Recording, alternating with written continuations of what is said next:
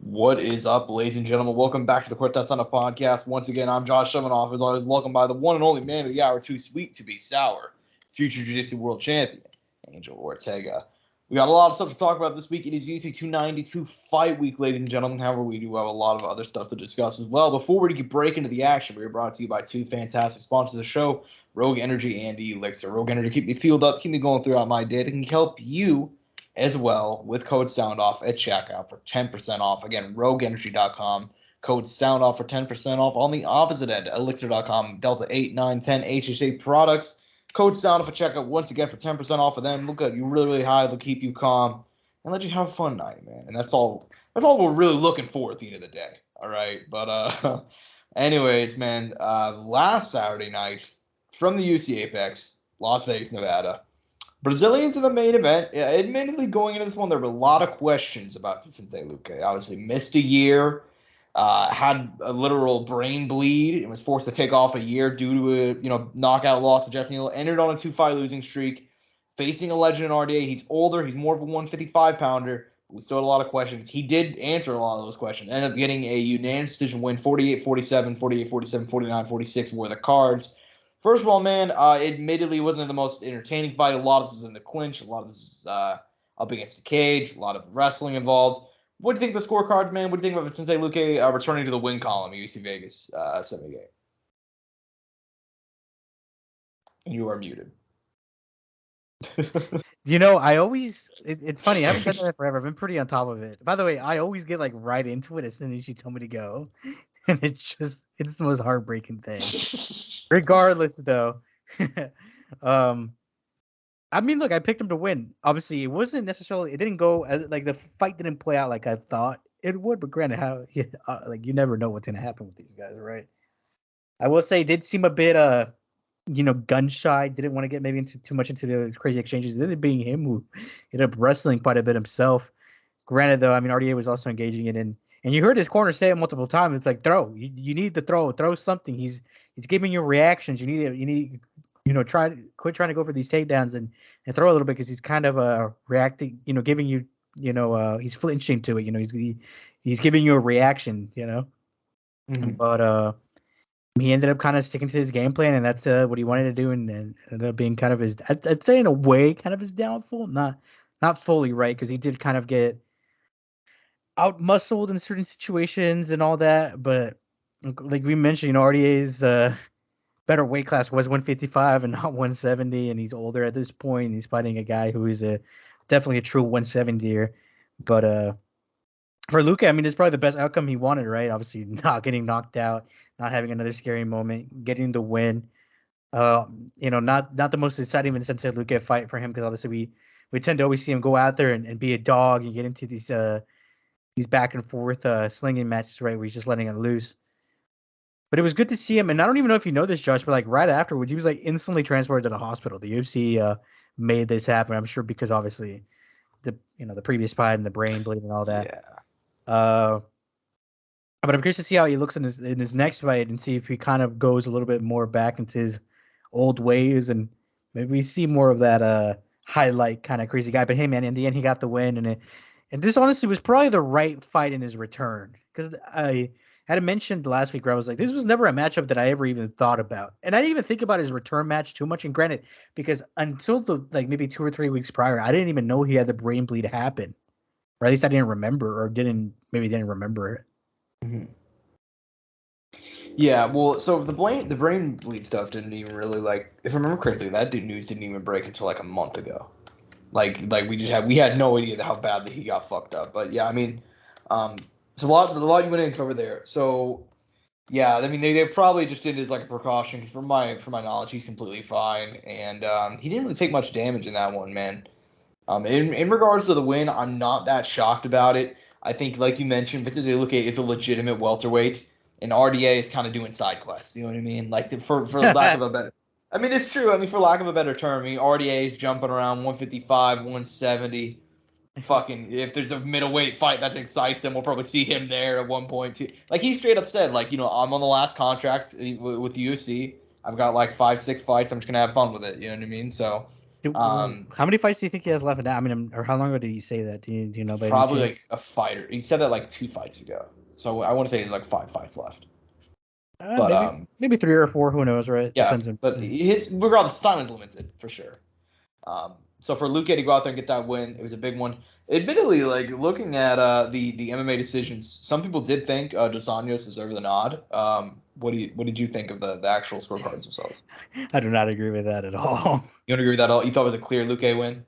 I mean, it was like there was like relatively like I could see where you could make it close, but I don't think you would pick Luque. You know what I mean? Mm-hmm. Yeah, I hear you. Yeah, the fight was just kind of meh, you know. In comparison to the rest of the card. For sure. It was just a bit of a slog. And for RDA, this is just kind of a bad matchup for him. Because like it's clear that RDA, I don't know if he doesn't feel comfortable in the striking with Luque, or if he doesn't feel comfortable in the striking at all. Because like he's been more of a grappling heavy guy for the last couple of years now, and he just couldn't muscle Luque down, dude. I mean, you could tell the size difference was there.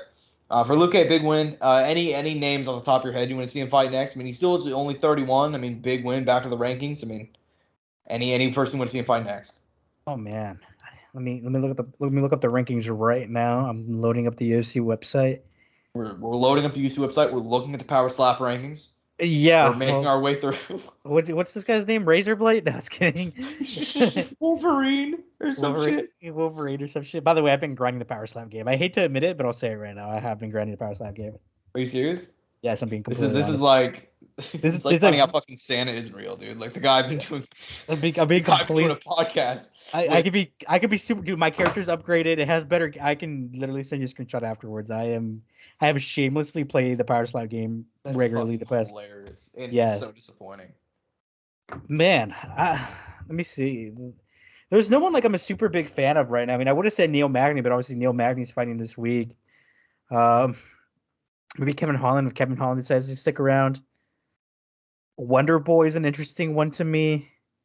He won't fight Gilbert Burns because obviously they're training partners.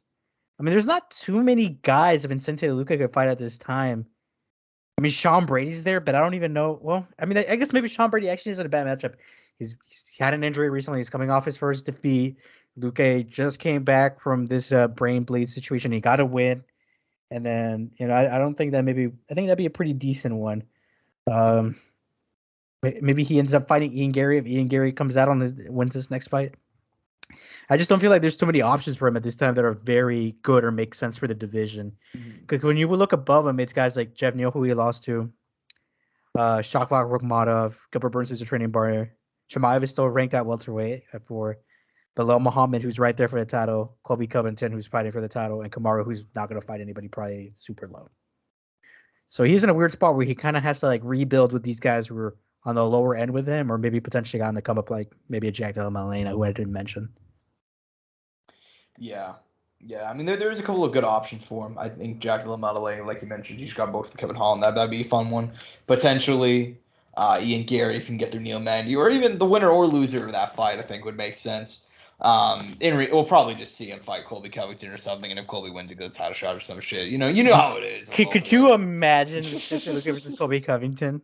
You know how it is at welterweight, man. Maybe Wonder Boy. Maybe. I mean, they already fought, but that was like 4 or 5 years ago at this point.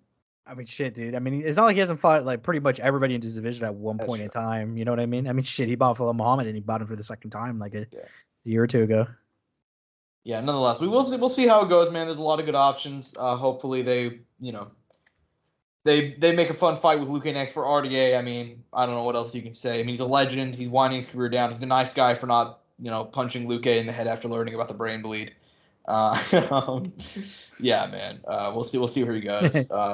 He was holding back, right? That's what prevented. Exactly. He was such a nice guy. Rafael Dos Anjos learned about the brain bleed and just chose not to punch Vicente Luque on Saturday. He didn't want to do it, man. Yeah.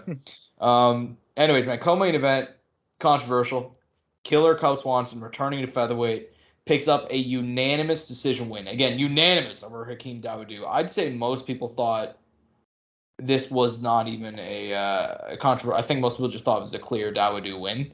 What did you think about the scoring on this one, man? Well, Josh, I was on the opposite. No, I'm just kidding. I thought Killer Cub won 30-26. Right? This fucker 10-7 Democrat. No. No, I mean I thought Hakeem Dawood won. And look, it's not like the fight wasn't close, right? But at the same time, I like the fight ended and I was like, all right, it was a relatively close fight. I think Hakeem Dawood won. I thought he won, right? And then the scorecards get read and I'm in shock, Josh. So clearly I did not agree. Yeah. Yeah.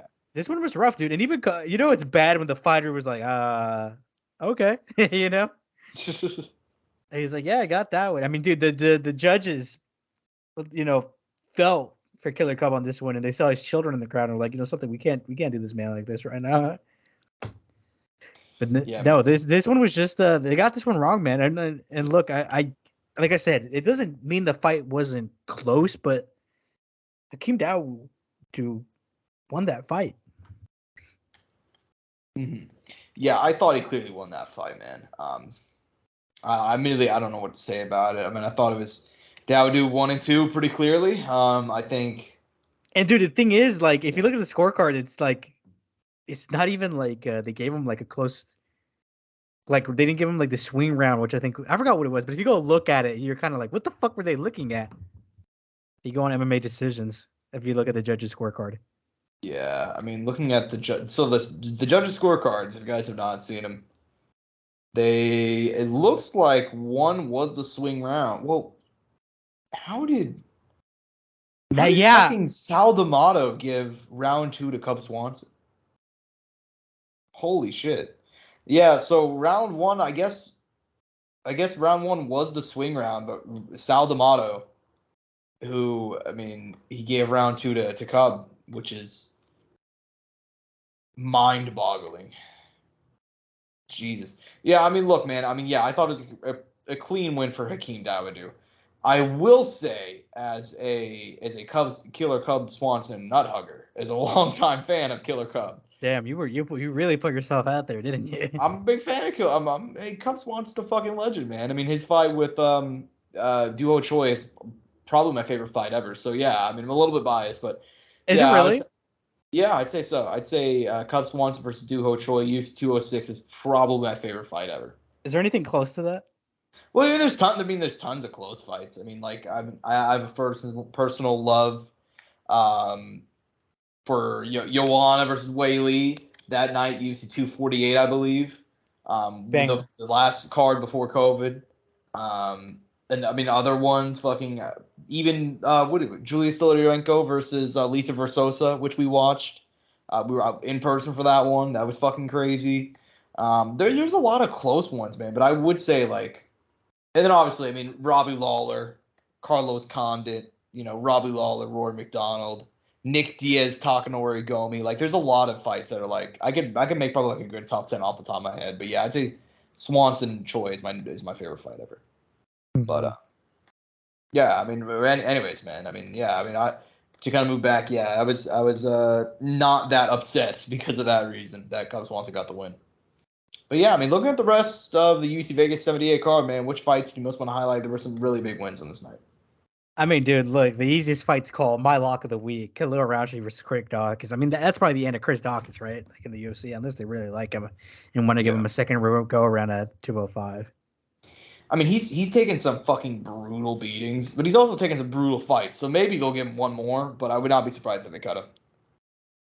Yeah, no, that one was, yeah, I mean, you knew it was going to happen. Same with Marcus McGee, JP Bays, man. That was another one that hurt my soul. I was just like, fuck. And JP didn't look bad until he got hit.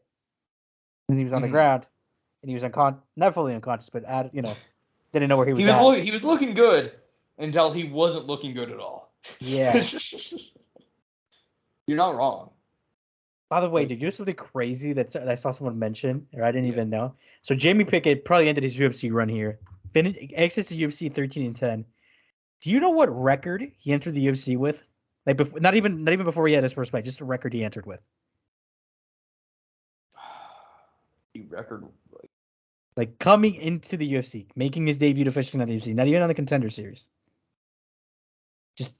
Just to take a guess, he ended his career in the UFC 13-10. 13-10. I'm gonna go. I know that he lost a lot near the end.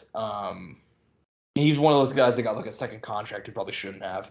I'm gonna say he came to the UFC at like 11-3. Yeah, I mean, I you're think not he that far lost off. a lot. You're not that far off. He came in 10-4. He exits 13-10. Yeah, he lost, dude. I remember I thought he had a lot of potential, but he lost a lot near the end. Yeah, I felt the same way for him. I thought he had some potential too, but it just didn't end up happening. And he was one of those guys who came on the Contender Series 3 times. So the UFC either like really liked him or he had a really good agent. Yeah, yeah. Well, there's a lot of guys that do that though, man. There's a lot of them. I know, but still, dude, it's shocking. He's stuck around a while, and he did get a few wins in here, no one of much meaning. Mm-hmm.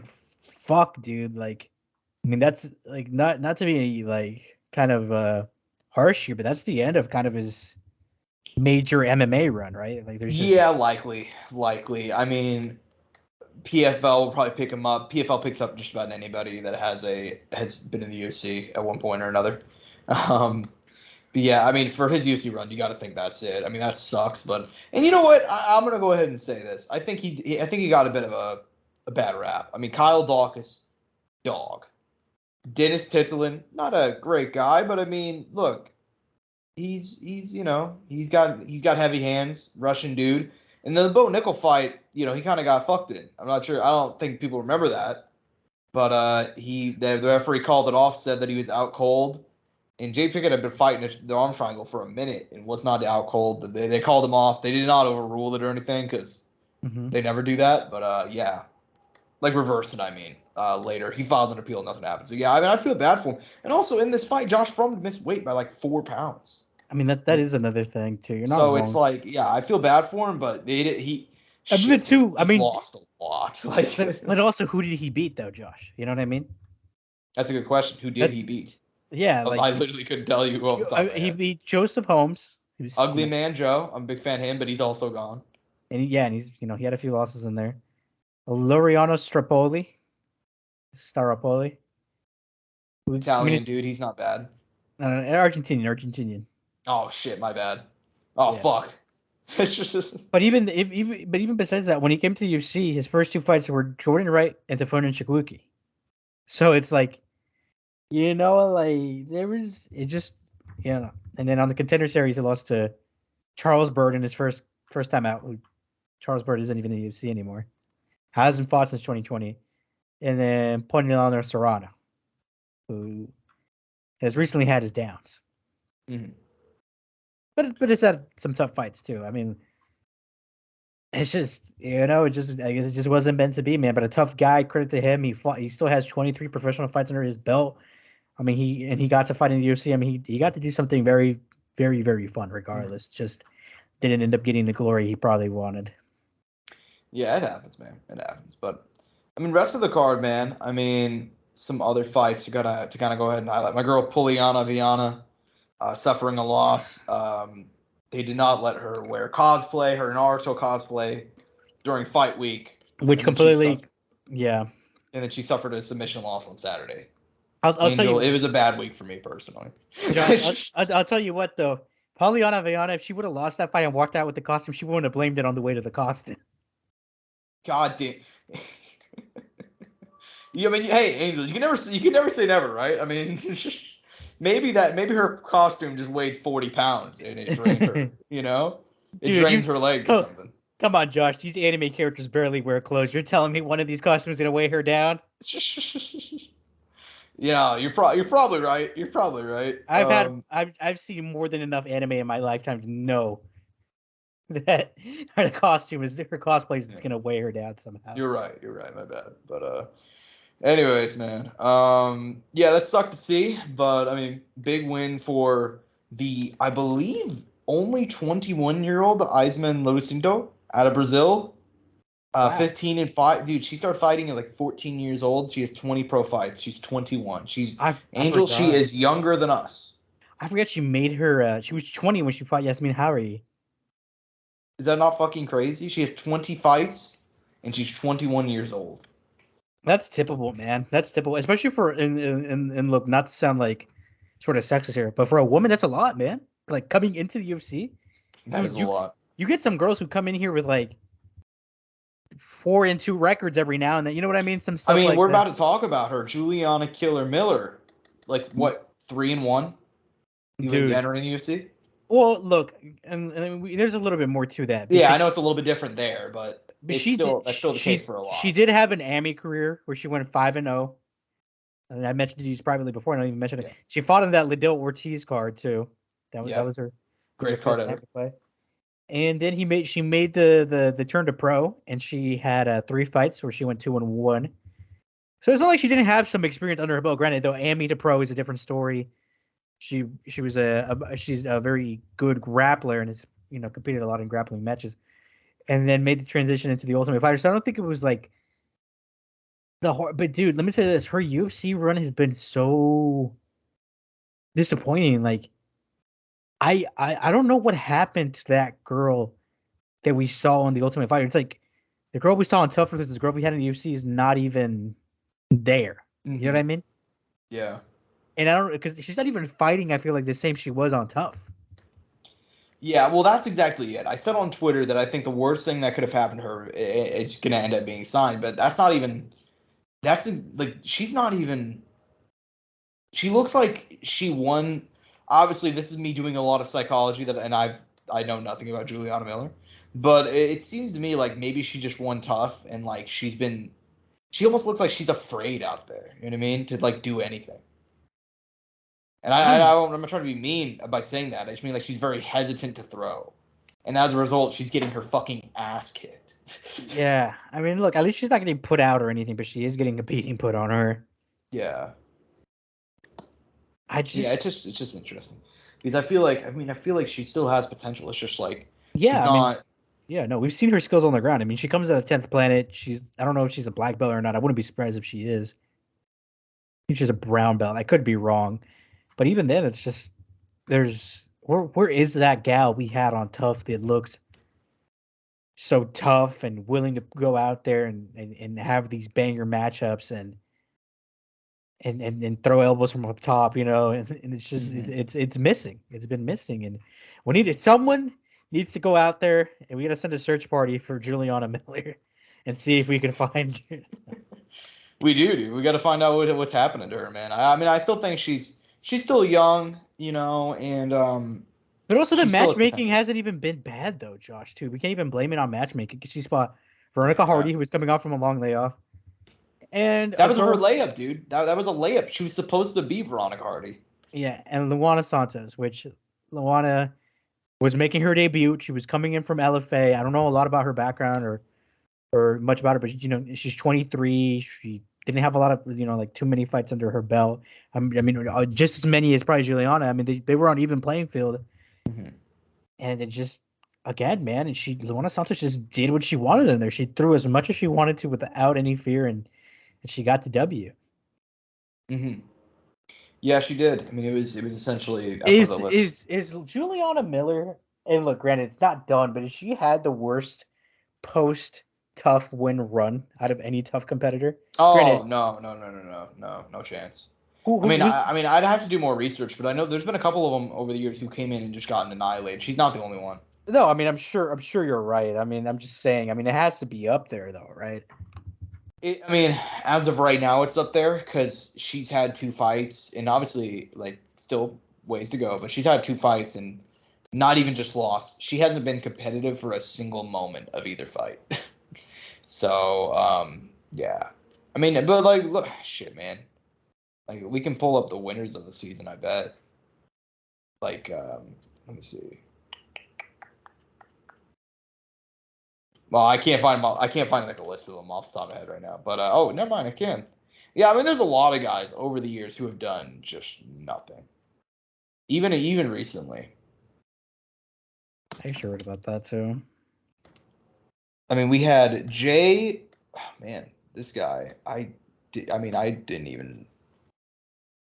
Yeah. Jesus. You're like, I don't even know this guy. I don't even know. I'm looking up some of the people who've like fought in the finals, and I just can't even. I don't even remember them fighting, man. Michael, I mean, fucking. Dude, you're like, who is Eddie Gordon? Who's Who's Brad Tate, dude? I don't remember a Brad Tate. Do you remember Eddie Gordon? No. Eddie Gordon, he knocked out Diego Lima, then he got knocked out by RIP Josh Simon, and then he lost to Chris Dempsey, got choked out by Antonio Carlos Jr. He's retired and is now 8-7. But even if you look back at these tough seasons, there's still some pretty good guys, man. You don't even go that far back. What about Colton Smith? I guess you got Colton Smith. I think Colton Smith may be the pick, Angel. Nico Montano's one, probably. Right? Yeah, probably. I think Colton Smith's probably the pick, though. But even then, you can argue because Nico won a title, though. And people forget, she had a fight with Juliana Pena that she almost won. Up at 135. That was her final fight. But yeah, I mean, I think we spent a little bit too long on this. But yeah, I mean, Juliana Killer Miller, I hope she comes back. But yeah, we'll hope for the best. Marcus McGee, like you mentioned, knocking out Gipe Bays. That sucked. My boy Terrence McKinney, man, T-Rex coming back with fire. I mean, you want to talk about. But it makes sense though, Josh, because he's finding a guy coming in on short notice. No, he was the guy coming in on short notice. No, but this guy was also coming in on short notice. He had also filled in for someone else. Mike Breeden was? I could have sworn Mike Breeding was filling in for someone else too. Like I could have sworn Lando had a different opponent. I could be wrong. I mean, I guess we'll find out real quick. You got to go to Lando's. I could be wrong. Or maybe I'm not. Or maybe I am. I don't know. Maybe I'm probably wrong. No, he was supposed to, Lando versus Mike Breeden was always the booked fight. What was the original one? For some reason, I thought Mike Breeden also came in on short notice. There was a card not too long ago that had like 3 different opponent changes. Yeah, no, not the case here though. That was always Mike Breeden. But yeah, I mean, I was surprised that he won. But I mean, you're talking about coming back in the perfect way. Stepping in on short notice. Only took the fight a week ago. Gets a knockout win in round 1 inside of a minute. Like, dude, basically a flawless. Yeah, no, you're not wrong. But I really hope he's able to string it together, dude. Because I mean, dude, this guy knocked out Matt Frivola and set what is it, the 5th, 6th, 7th, or 4th fastest UFC knockout, something like that. Type. Yeah. And Matt Frivola is now ranked, and he beat Farzim too, who not too long ago was kind of a guy at 155 who had some potential. Nearly knocked out Drew Dober too. Nearly knocked out Drew Dober. Yes, you're right. I mean, dude, it's not that like. I mean, I just hope he's able to bring it together, man, and look just good out of the first round. His ceiling is, I think, very high. It's just a matter of does he capitalize on it? Does he make the best out of it? And does he continue to develop and fight smart and know how to manage his tank? Yeah, I mean, there's so much potential there. It's just if he can stay consistent, get the cardio right. And if he does, I mean, he's a dangerous man. And he's still in his 20s. We'll see what happens. Happy to see him back, though, and getting a big win. The rest of the card, I mean, last couple of fights to highlight. Josh Parisian suffering a first-round submission, lost to Martin Boudet. Martin Boudet has a lot of potential. My girl Montserrat Ruiz, who kind of scares me, but, I'm still a fan, ends up losing to Jacqueline Amorim. That sucked, but I'm still a Montserrat Ruiz fan. I got to give credit to Jacqueline, though, because she came back hard. Because if you saw her UFC debut, it was back in Brazil, if I remember right. And I had mentioned her last week, like, damn, her debut was rough. And she has a very incredible jiu-jitsu game. But in that fight at 287 against Sam Hughes, dude, she looked great in that first round. She was attacking multiple submissions when she got to fight to the ground. But she just exerted herself so much in the first that in the next 2 rounds, she just ended up losing it because she had nothing left in the tank. And this one, she managed to get it back together, ended up getting the finish. I'm curious to see where she can go. I mean, she has a lot of time here. She's 28 years old, and kind of where she could take her game. It was a solid win. Granted, though, for Monza, a bit disappointing because there have been a lot of times since the layoff. Her only loss in the UFC had been Amanda Lemos, and like I said, look at the position Amanda Lemos is in now. It didn't age bad, but it was just it just sucked, man. It sucked to seeing that because you took all that time off in an extra time at that, and then you come back and you kind of lay a goose egg. And the matchmaking didn't look bad because of the way Jacqueline had looked, and it's kind of like, well, shit, maybe Jackie wasn't fully ready for the UFC potentially. Mm-hmm. And granted, we don't fully know yet. Like I said, she looked great against someone who's coming off like almost a 2-year layoff. So, yeah, but definitely, I would just keep their eye on. Go ahead. But definitely someone to keep their eye on, though. I think she has a good Has a lot of potential. I don't think she'd be super successful right now against ranked fighters, if I'm being quite honest. But you never know. She could come out here and surprise us, and maybe to continue to develop her game and hit a very high level. Mm-hmm. For sure, man. For sure. And we'll see what happens. But Angel, it is UFC 292 fight week, my man. It's fight week. It's fight week, pay-per-view fight week, going down this Saturday night from the TD Garden. UFC back in Boston. Back in Boston. First trip in 4 years, man. In the main event, Aljamain, the Funk Master Sterling, one of the greatest bantamweights of all time. Set the record back in May for most consecutive UFC bantamweight title defenses with 3. He will now look to add another one to that list in the form of Sugar Sean O'Malley. Sugar Sean been out of the cage for nearly a year. Last defeated Piotr Jan back in last October, UFC 280. Fight of the night. That was a controversial one, but look, dude, he's finally here. He's finally gotten the title shot. For years, we've talked about, Sugar Sean, can he get there? We know he has the star potential, but will he be able to show the fighting ability? He's shown the fighting ability, and if he can get the win on Saturday, he'll cement his place among the greatest stars in the sport today. What do you think about this fight, man? I think it's very compelling. The storylines are very compelling. What do you think? I think, dude, it's crazy how pivotal this moment is for both these guys' career, and I don't think a lot of people have thought about that. Because for Aljamain, like you said, he's already broken the record. Obviously, there is some, it is tainted, but look, we can't control any of that at this point. With the illegal knee, with the injured T.J. Dillashaw, you know what I mean. Regardless, he is here. He's made it here. He's held the title, and obviously the returning Cejudo win that after so many, what was it? How off was Cejudo off? 2 years, 3 years? I don't even know anymore. Yeah, about 3. About 3. And for Sean, man, like I said, this for him and his legacy, this is where you go from being a star to a superstar. Or you had all these highlight finishes, you have the hype, you have the following, you have the image. Can you become champion now? You know what I mean?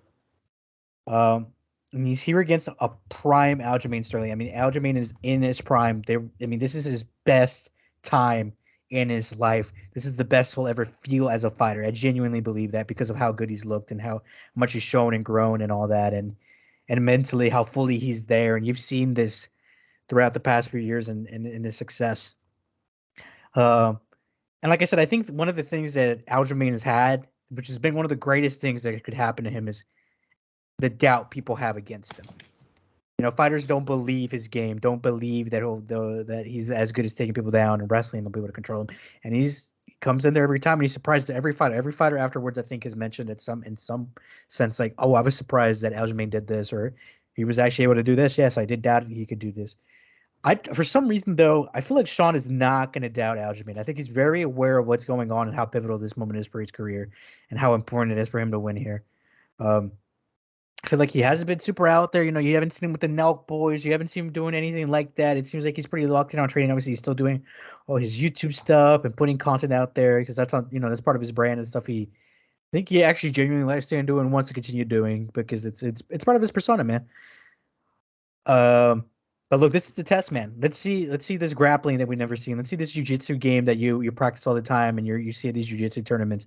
What is in this toolkit that we haven't seen yet? Because we know the striking. We've seen the power of the skinny boy, Mm-hmm. For me, I think Sean will have a lot of success in the striking department. I'm not worried about Aljamain in that sense. It's not like Aljamain can't do something there to surprise Sean, because he's obviously developed that part of his game and has made it I'd say good enough, but it's not it's not going to compare to Sean's striking. And at the same time, that's not going to compare to Aljamain's wrestling against Aljamain's wrestling will shine against whatever Sean's going to show, because Sean definitely doesn't have the level of wrestling Aljamain has.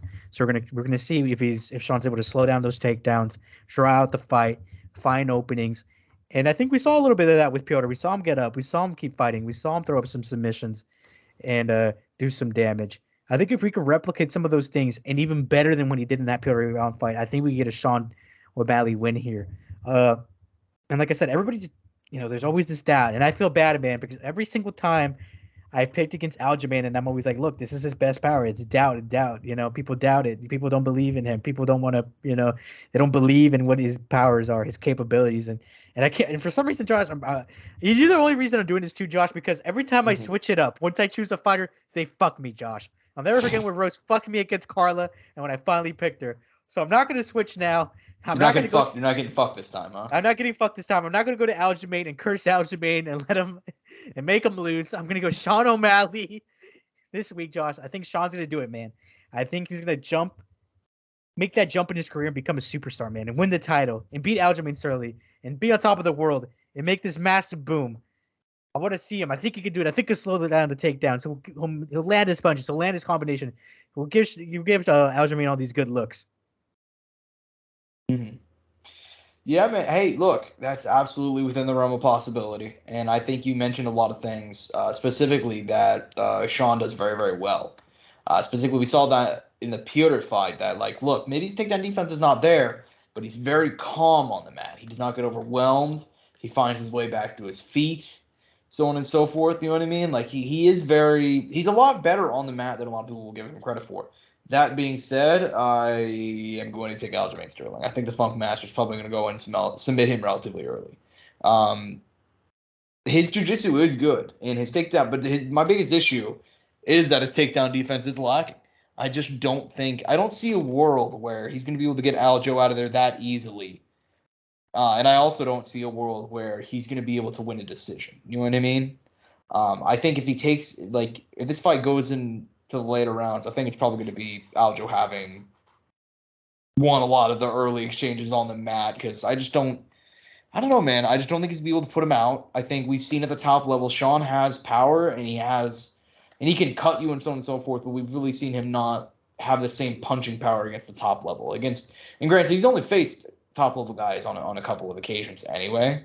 But in the Piotr fight, he never hurt Piotr really. I mean, the Pedro Munoz fight, nothing really happened. You know what I mean? Like at the top level, he hasn't really shown that power.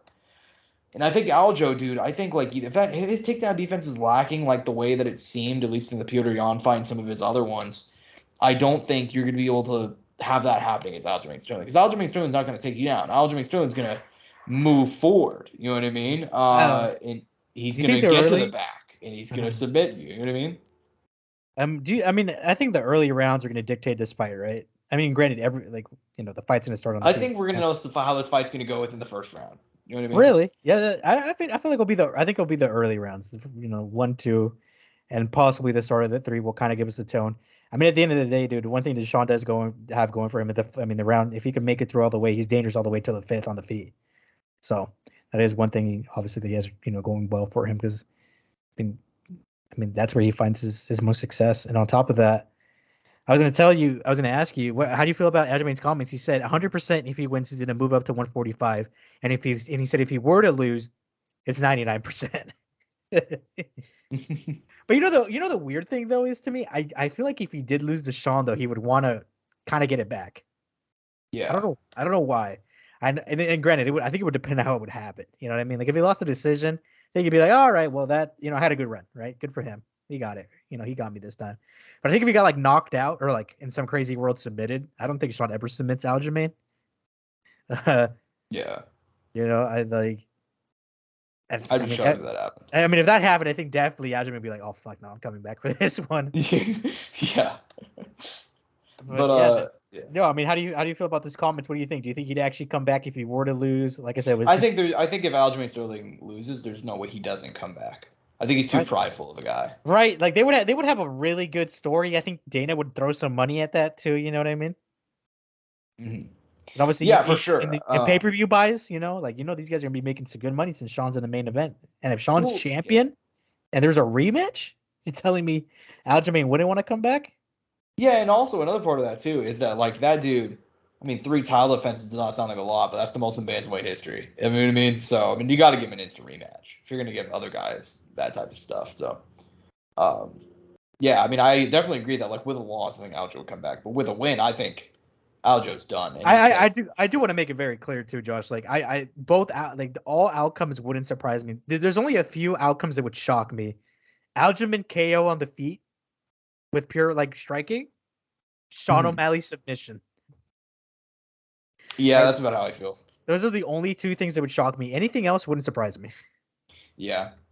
And also, I would not be surprised if I said. So let me say one quick thing before we go and move on, because I think we previewed the main event pretty well. I do think Aljo will win, but I do think that there is a lot of fair concern around the weight cuts, and will Aljo being dehydrated, will that play a role in his chin? Because Sean and his team seems to really think so. They think that they're gonna have a big advantage because of that. I want to So see what he does different. You know what I mean? Like, what is he bringing? Because it's been a while since we've seen him, right? Like, because the last time we saw him was against Piotr, right? It's been that long. It's been a while, right? Almost a year now, right? Abu Dhabi last year.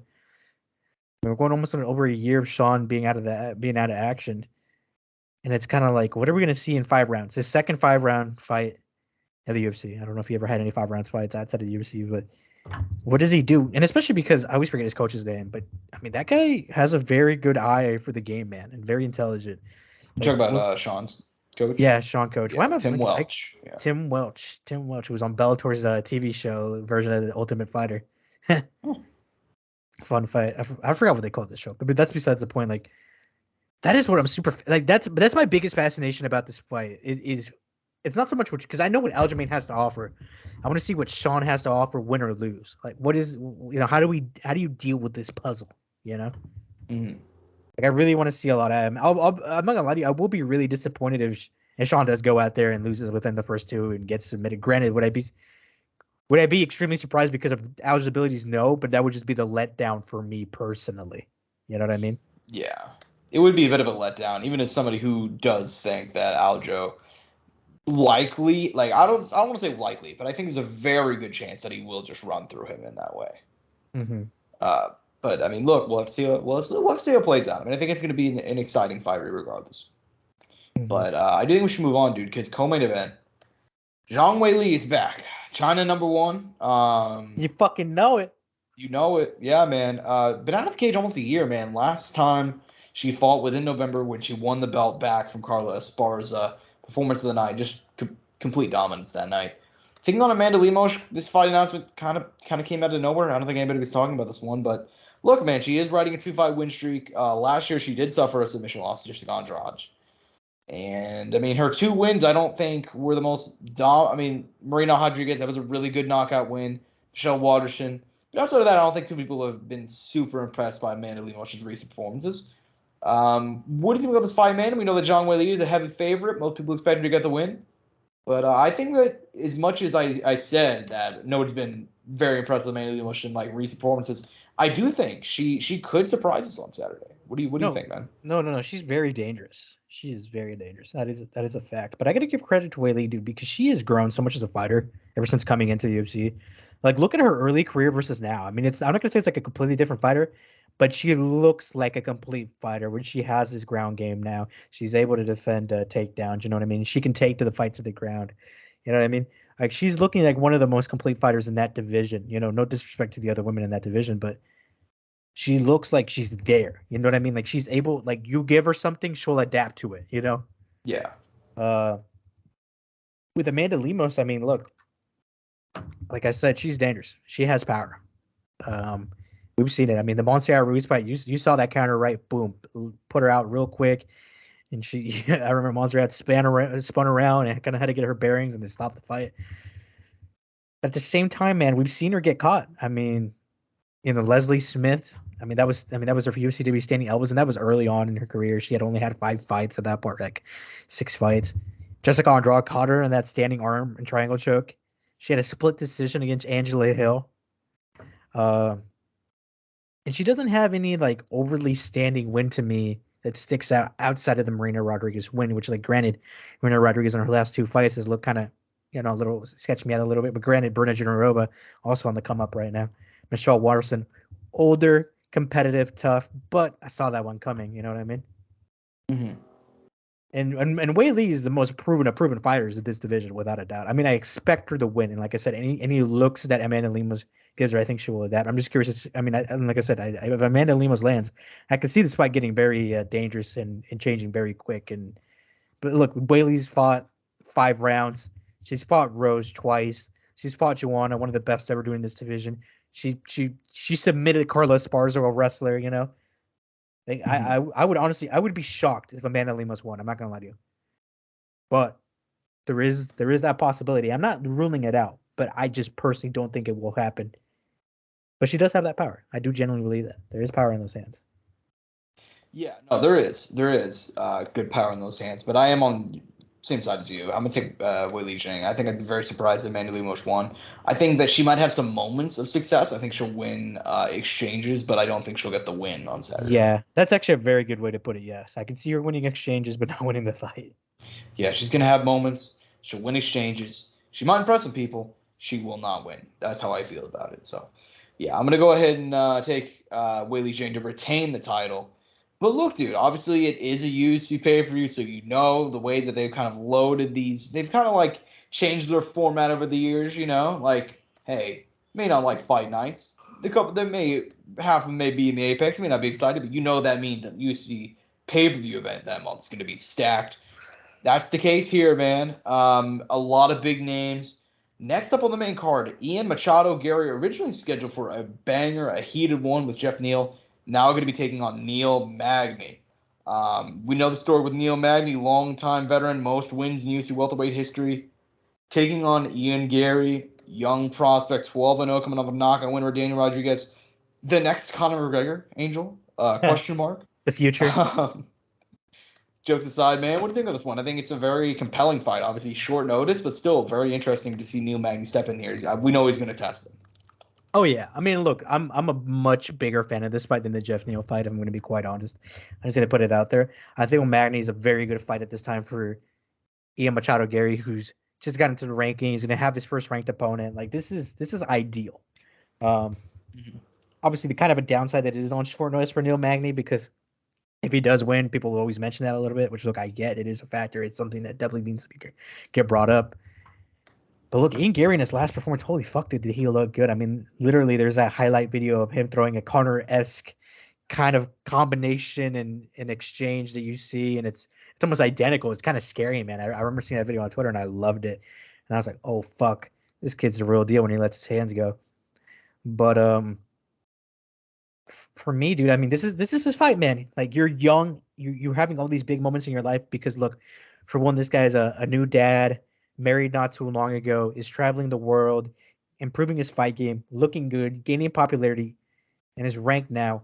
And he's in the biggest fight of his career on a pay-per-view with 2 headlining championship fights on the card. He's the third. He's going to be the fight leading into the first championship fight. I mean, this is his moment to capture it. This is his moment where he takes that big step forward, and he's going to have the toughest test of his career ahead of him in Neil Magny. And granted, and that's something I've loved about Ian Gary's career. Dude, every fight has been a little step up, a step up, a step up. Because I'll never forget his debut, because I remember I'll never forget, I remember seeing the tweet being put out there. Ian Gary has signed to the UFC, and at the time, Ian Gary was like 6-0, and he fought Jordan Williams. It was his debut fight. We didn't know that at the time. So, and now, dude, we're looking at this 25-year-old man who is now 12-0 and is in this situation right here. I mean, this is I mean, everything is going right in life, and he's looking good. I think Ian Gary's gonna get it done. If you want to if you have any sort of potential at 170, and if you beat Neil Magny, you'll show that. I mean, we've seen it. I mean, Neil Magny, I hate to say it, but it is kind of like that gatekeeper. He's that kind of test. You know what I mean? Like his losses in recent time are Gilbert Burns, Shokmat Rakhmatov, Michael Chiesa. I mean, and if you look at the time that all those fights, that was Shokmat's first ranked fighter to win. Gilbert Burns, that was during his little run at the start of this year in Brazil, and Michael Chiesa early on in his 170 run. This is Ian Gary is kind of in a similar position to some of those guys. I'm gonna go with Ian Gary. I think he gets it done this week. Mm-hmm. Yeah, same page here. I think Neil Magny will test him, and I think Neil Magny can even win this one. Admittedly, I'm not as educated on Ian Gary's grappling as I should be, and that's part of it. But I also think that he's the younger guy. Neil's stepping in on very short notice. And admittedly, Neal's slowed down a lot. I think that's what made me pretty comfortable in picking Ian Gary. I feel like that Philip Rowe, like it's just his recent performances, man. Like you could tell he shows up and it's either he's going to give it his all, but you could show sometimes like he's having more bad nights than good. You can see even whenever he wins, like a Philip Rowe fight, I thought stylistically that would have been a much easier fight for him 3 years ago than it should have been. Like than it was whenever that fight happened. You know what I mean? Yes. That fight was harder than it should have been. So I'm going to go ahead and take Ian Gary. I think he's going to go ahead and get the nod here. Our boy Ian Gary was in Brazil not so long ago training with Charlie Olives, my guy. Oh, well, there you go. So, I'm telling you, dude, he's working on his craft. Yeah, love to see it, man. Love to see it. We have another short notice fight, dude. Also on the main card, Mario Bautista, originally set for a fight with former UFC bantamweight champion Cody Garbrandt, will now be taking on Damon Blackshear. Obviously, Mario Bautista riding a 4-fight winning streak, 3 of those being stoppage wins. Damon Blackshear, prospect, stepping in 29 years young, riding a 2-fight winning streak. Just picked up a win, a twister win over Jose Johnson. And he will now be stepping in here on short notice, man. What do you think, man? Man, I mean, definitely a little heartbroken about this one. I was very excited to see Cody, especially since, he came back, got a win. I mean, he looked like he was not that far from not being in the UFC anymore. I don't know if he would have been out if he did lose that one, but it definitely wouldn't have been a good look losing to Trevin Giles, who pretty sure Trevin Giles got cut out right after that one, right? Yeah.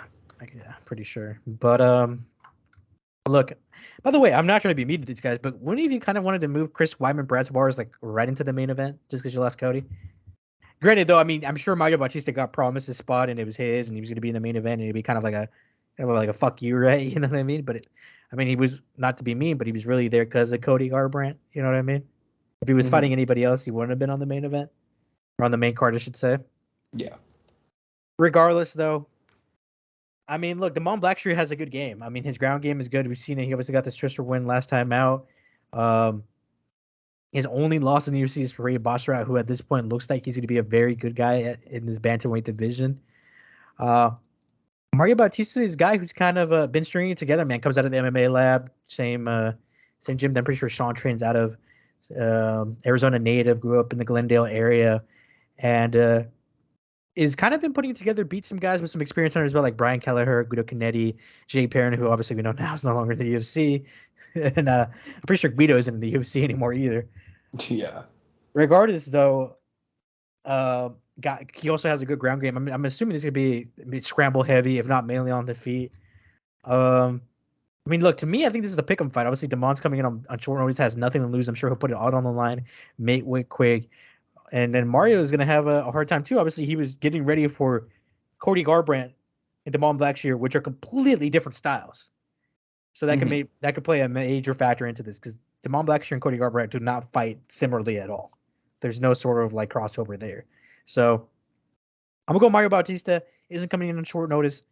Has a good ground himself. I'm curious to see what he's able to do against Damon Blackshear, but at the same time, I'm curious to see what Damon Blackshear can do against Mario Bautista, because like I said, this will be his third one in a row, and on short notice, and on a pay-per-view. I mean, this is his time to shine if he wants to get it done here. Mm-hmm. Yeah, man. I'm gonna go ahead and take Mario Bautista. I think short notice for Damon Blackshear, and clearly does have a lot of potential. Still a young guy in his 20s. Stepping in on short notice is never an easy thing, and Mario Bautista seems to be hitting his motherfucking prime right now, man. Just turned 30 this month. 4-fight winning streak, like we mentioned. But some of those names, too, like Brian Kelleher, pretty decent guy. Guido Canetti, before that, was riding, 2 wins, both by stoppage himself. So I'm going to take Mario Bautista. It's just I think he's coming on right now. And I think Damon Blackshear, younger, has potential, but the short notice puts me a little bit off him. Opening up the main card, a bantamweight tilt between Pedro Munoz, the young Punisher, and Marlon Chito Vera. Marlon Vera, obviously coming off a split decision. The craziest split decision of all time, but a split decision loss to Corey Sandhagen in March. Prior to that, he had won 4 in a row, taking on Pedro Munoz, who obviously picked up a win over Chris Gutierrez in April at UFC Kansas City. Prior to that, he had a 3-fight winless streak, though. Marlon Vera is a heavy favorite, but we kind of talked a little bit in the green room. I think Pedro Munoz is going to give him a really good fight, man. Oh, no, definitely. I mean, dude, if he sits down as punches, he can lay out some pretty good power. Mm. And also, we know, I mean, once again, Chito kind of we've known like he kind of lets the fight build up to it. You know what I mean? He doesn't necessarily always go right after it. Even if he does have his opponent hurt, he doesn't really super chase it. You know, he'll ride it out all the way through, and that could go to, that could be to his own demise. And I mean, shit, like he talked about it in his Corey post fight. I don't know if it was afterwards, but he mentioned like, he was there for the fight, but he just couldn't get it rolling. He just couldn't show up. And I mean, I don't think that'll necessarily happen to him again. And like I said, you got to give credit to Corey Sandhagen because I think he also kind of caused that to happen as well. I don't know. I think we could see a similar kind of slow fight again, Josh, like we saw in Casey, like Chris Gutierrez had against Pedro Munoz, kind of a slower style, a lot of outside punt. You know what I mean? Punts from the outside, not too many in fighting exchanges. I don't know if Cheeto would necessarily take this fight to the ground. He could and find some success there. But this is also Pedro Munoz, who's going on 37 this year. We know 36 is that magical number at 135, as I mentioned earlier. So, I mean, this is a fight where this is kind of kind of like a little crossroad fight, right? Because if he's able to win this here, he could still potentially kind of rack some wins together and get himself in the title picture. But if he doesn't, he'll be set back, and this will probably be his last shot at a maybe potential run here at 135, unless he gets some sort of short notice fight and beats some good guys. Mm-hmm.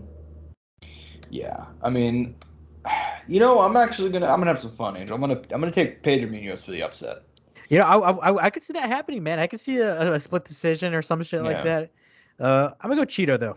I think Cheeto's still look good. He's obviously had this rough out against Courtside Soundoff, but I think that was just a one-off, and I think he'll show up for this one, and he'll want to make up for that. He's a very passionate guy, very intelligent. He's has this very good mind for the game, and when I hear him talk about fighting and mention certain technical aspects and talk about his relationship with his coach, I'm just like I still see this guy potentially fighting for a title at some point. Mm-hmm. Yeah, fair enough, man. I can't argue with that. I just think, like, stylistically, I think Pedro Munoz is a very, very tricky guy. Either you can find the opening or you can't, and I don't think in a 3-rounder Marlon Vera will be able to find the opening enough to kind of differentiate himself. I think it's going to be a close fight, and I think Pedro Munoz will probably end up getting the nod in a very, very close one. But that's just my guess. I just got a weird feeling about Josh, like I got it 30-27 Pedro Munoz, and now I'm just letting you guys know ahead of time if you guys want to predict the scorecard. I just got a weird feeling about it, man. That's it. Rest of the card, though, what fights most want to talk about? Obviously, we're going to have the Ultimate Fighter finale between Austin Hubbard and Kurt Holloway. That just got announced. Obviously, Brad Katona, Cody Gibson as well.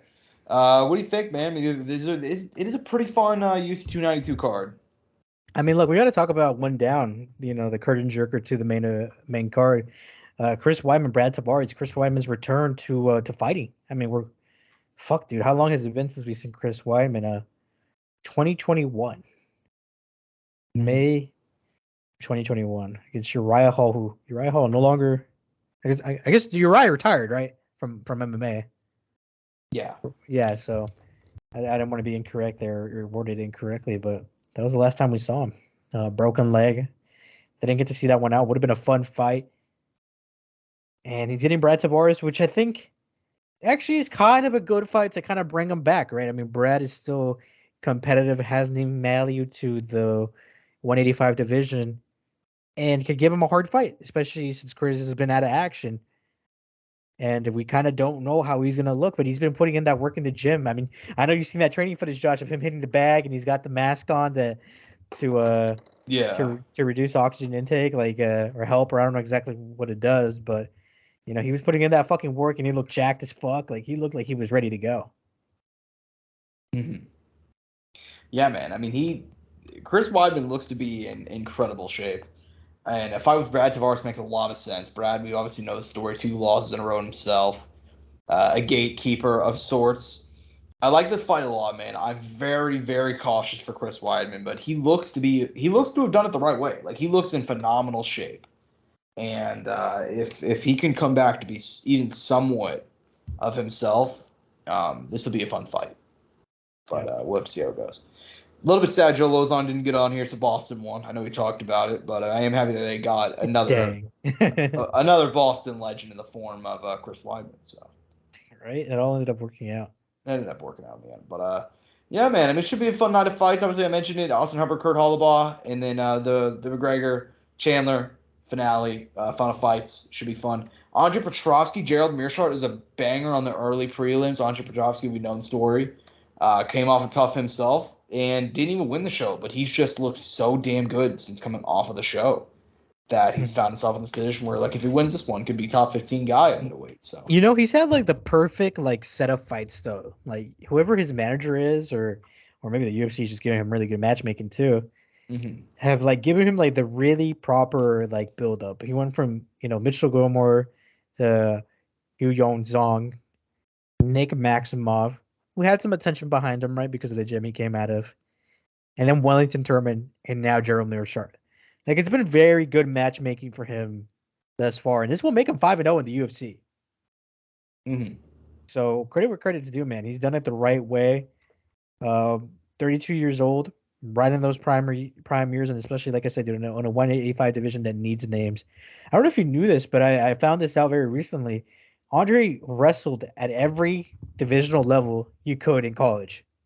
Now, granted, I don't know why, right? I don't know if things didn't work out, maybe some disciplinary issues. You lived your college years, whatever. I'm not saying that I don't know for a fact any of this. I'm just putting this information out here. He wrestled at D3, D2, D1, and maybe even like community college. I think he made it all the way down. I could be incorrect, but I know he had the full, he got the full college experience at every level of wrestling. But no, he's fighting a dangerous guy in Gerald Meerschaert, man. He could still always get caught. I mean, Gerald Meerschaert's a live dog. He has like something 50-odd fights under his belt. He had a little win streak going there before he got put out by our boy Joe Pyfer, and before that a decision loss to Christoph Jocko. But not too long ago, a win over Bruno Silva, Dustin Stolfus, Makhmet Muradov, who recently come back and get a W himself, and Bartosz Fabinski. So, I mean, you never know. You never know what could happen. 10-8 in his UFC career, 9 submissions, 1 loss. So I mean, we're due for a good show there early on in the card. So everybody tune in early and check that one out. For sure, man. And this is gonna be a fun card overall. It's gonna be a fun night of fights. Very excited for it.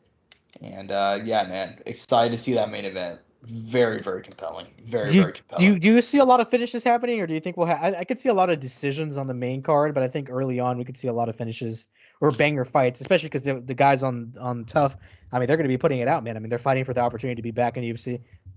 Yeah, I could see the main card having a lot of decisions, honestly. I think that the prelims would probably have a fair, especially those early prelims. I could see those having a couple of just banger fights.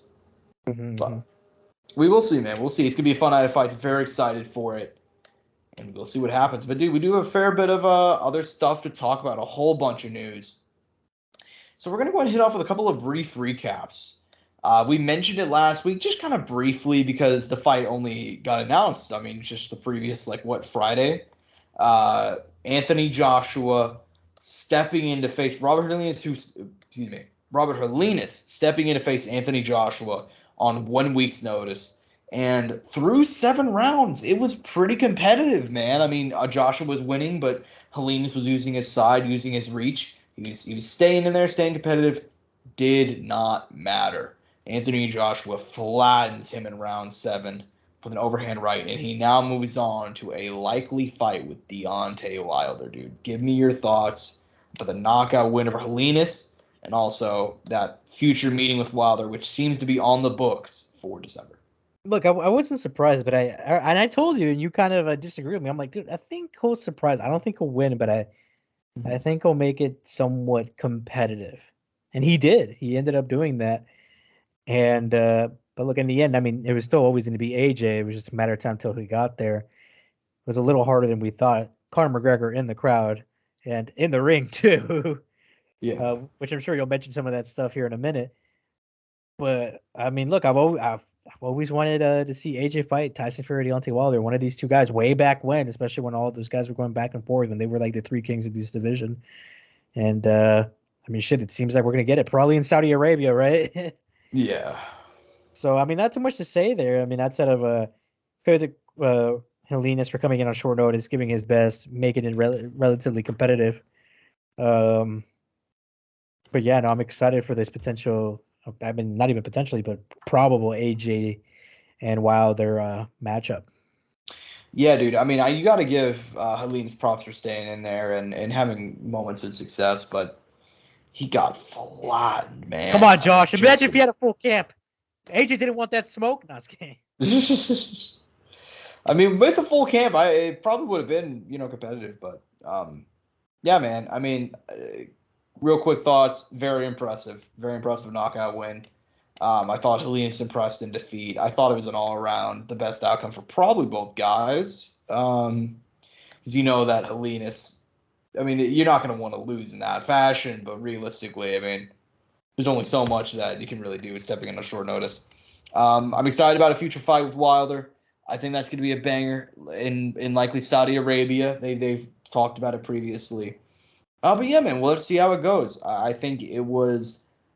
How did you think he looked overall? I guess to kind of close it out, like, because for me, I thought Joshua looked good, but he still looked a little bit gun shy. You know what I mean? I mean, I think overall, though, I mean, I think he made it harder than it should have been. Mm-hmm. I think is the ways to put it, and also, I mean, because of the nature and being a little bit, like you said, gun shy potentially. But I think overall, I mean, that's the best way you could put it. He made it harder than it should have been, I think. Mm-hmm. And I'm surprised because even though I was like, I said Helenis was gonna be, I think I said he'll be surprisingly competitive, and you gotta give him a little credit. I don't think he'll just bomb him out of there. Mm-hmm. But no, I think that's just the nature of it, man. It was just harder than it should have been. Yeah, that's fair. It was definitely harder than it should have been. And that's how I kind of feel about it. But yeah, big win for Josh. We'll see what happens. But hopefully that fight with Wilder does get announced shortly. Because that was pretty much the only thing standing in the way of it happening, according to Eddie Hearn. But we'll see.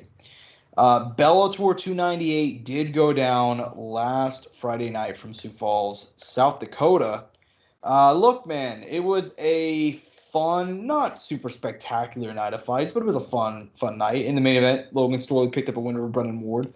Valentin Moldavsky picked up a decision win over Steve Mowry.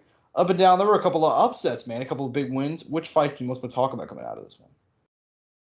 Oh man, I mean, I think we should start at the top. Logan Stoley, Brendan Ward. I mean, we ended up finding out afterwards that Brendan Ward tore his pec, right? I believe that's what happened. And apparently, I believe that he had told whoever the ref was in the octagon to this. So I believe that's why it stopped. The fight was stopped as quick as it did, because this was a one-armed man, one pec man at that.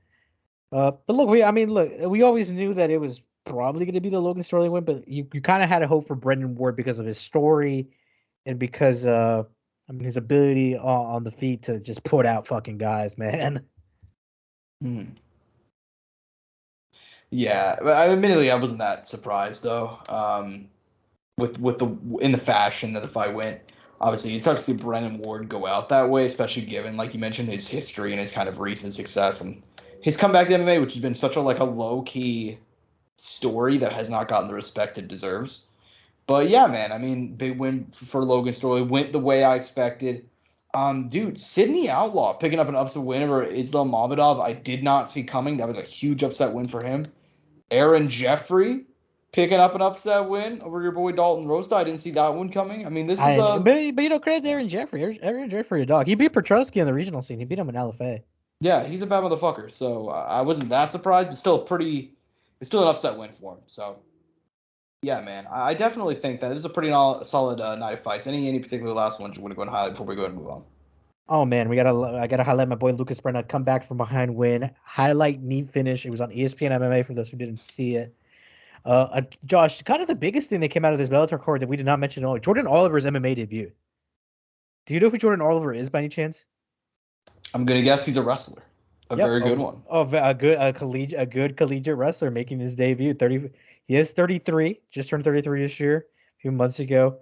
But he came out here and he got it done, man. And you kind of got to see a little bit. He got hit a little bit. He threw some punches of his own, but then he took it right to where he has his best game to the ground and got to submission over Andrew Triola, who's 0-1. So doesn't have a crazy amount of time in this game, because he is 33. I mean, I don't think he'll be fighting for 10 years, but he has a short time. He has a special talent. He's fighting. He comes out of Kill Cliff. I mean, there's a lot of potential here, man. And I'm wondering what he can do in this short time in Bellator. and see how far he could take his career. Mm-hmm. Yeah. So, I mean, and like you mentioned, 33, so it's not much time, but I mean, I am looking at some of his credits. 2-time NCAA national champion, 4-time Big 12 champion at Oklahoma State. Dude's a bad man. So let's see him get in there. Let's see him make up for lost time. But no guarantees. But anyways, man, this was a story that I talked about briefly. Talked about. I went ahead and mentioned it like to you off air, and I also wrote about it for BJPenn.com. The greatest MMA website on the planet, in case anybody is I'm not sure. Angel, what was it? Can you tell the people? What? BJPen.com? Yeah, the greatest website on the planet. That's the only website I go on, Josh. Here you go, guys. Heard it from future Jiu-Jitsu world champion Angel Ortega. The And only website. And I go on X.com too. My bad. And X videos. We'll be on X videos any day now. Anyways, man, the UFC is in a world of pain right now. The UFC can be in a world of pain, I guess is the better way to put it. Earlier this week, a federal court certified $1 billion class action lawsuit against the UFC. We talked about this previously. Led by names such as Kung Lee, Nate Quarry, former UFC fighters, they've accused UFC of being a monopoly, which is different than a monopoly, but essentially the same thing. Essentially, the idea is that they purposefully bought out their competitors while also driving down fighter pay at the same time. They also have extremely restrictive contracts. Now, that's been known to anybody that knows anything about the UFC and how they function for a while. This is the first time the UFC contracts have gone in front of a federal judge. And they got fucking chewed the fuck out. And they moved the judge in this case, an Obama-appointed judge, moved this case forward and certified it as a class action lawsuit. So essentially, Angel, the UFC is going to be going to court for their incredibly restrictive contracts. And any fighters that competed in the UFC from December 2010 to June 2017 may be eligible for damages resulting from the UFC stranglehold on MMA. But also, it will also cover any fighters whose images were used by Zuffa for merchandise and video games. 1,200 fighters are expected to be automatically enrolled as plaintiffs. They have the option to unroll or opt out, later. But if the UFC is found guilty, they will have to pay between the fighters are seeking between $800 million and $1.6 billion in damages. But because this is an antitrust case, those damages can be doubled and tripled by the court if the UFC is found to have been at fault. So that's a lot of information to say. But Angel, obviously, I've kind of taken the lead on this stuff because I've tried to keep myself educated. But as far as what you know, what do you think about this whole situation? I mean, look, you've been educating me this whole time, man. I mean, I'm learning every time you mention, because we talked about this. What would have been a month ago, 2 months ago? It hadn't been that long, had it? Yeah, it was not. It's not been long. It was right after. Oh my God, Kaz Zingano had gone up and testified, I guess is the way to put it, right? So that's a different thing. The state of California is trying to do a pension fund for MMA fighters who fought in the state of California. That's slightly different, but that is another big fun thing that's been happening lately. I mean, shit. We know the UFC doesn't like going to events in California because they don't like giving out the numbers for the pay they're giving these guys. Yeah, correct. I mean, look, I think this is good. I think it's good that this is all happening. Like I said, I'm always learning about all this shit. Like, there's so much that I really don't fully understand, don't fully know. But I've told you, like, I'm happy that you're mentioning this, you're putting it out there, and we're informing people about it because, like, I didn't know this about this. I've never mentioned anybody else in any sort of medium or fighter mentioned this before. So I think that it's good that we're putting it out there and mentioning it to people and having some sort of acknowledgement for it, because it doesn't seem to have any sort of attention behind it at all, when it seems like it should be something that should be way bigger than what it is. Mm-hmm. Yeah. It's just admittedly, I don't really want to talk about this whole lot right now because right now there's been no updates outside of the information that I just gave. And I don't want to say anything about like how this will go. Now, I will say, as somebody who read the full 70 plus pages of the what the judge said about the case, and that will be the judge's ruling on the case. I don't want to say that he's fucked or the UFC's fucked. I say he, Dana White, but I don't know if they are. Admittedly, it's too early to tell. I will say that it looks very bad. It looks very, very bad, especially whenever you take into consideration that this is the judge that will be ruling on this case. And in that 70 plus pages where he wrote about it and moved this case forward, he essentially said like the UFC has unfettered power over the sport of MMA, which they use to essentially dominate the sport, and that's quite literally what a monopsony is. You know what I mean? I think it's bad news for the UFC. There's no way. Now, granted, here's how they've known this has been coming for a minute, for sure. Because if you guys aren't aware, the UFC says they can't give Angel. They can't give any money. They can't pay the UFC anymore. They can't pay their fighters anymore. But the UFC have been for the last year. They've been paying lobbyists. If you don't know what a lobbyist is, our politics in America is essentially broken. It's essentially legalized corruption. A lobbyist is somebody who's paid by a company to go talk to a politician and their teams to be like, hey, you should be doing things this way. CUC's been paying lobbyists for the past year or so in advance of a potential court case moving forward. So expect like certain people to have certain opinions about this in the coming months. So I'll put it like that. The UFC has not had money to pay their fighters, but it's been well known now. The UFC's been paying lobbyists, or multiple lobbyists. So yeah, there you go. But yeah, man. Admittedly, I don't want to say too much. I mean, what's the next major thing that's going to happen with this? Like, what is the next step? Like, what are we really waiting on to happen next, Josh? We're waiting for them to go to court, essentially. And that can happen very soon, or it can, And what's delaying that? I know I'm asking a lot here, but. Yeah, that's actually a good question. I believe nothing's delaying it because the UFC already, the whole reason why this got moved forward to a class action is because the UFC tried to dismiss the lawsuit. And that's where the federal judge came in, reviewed the case, and was like, yo.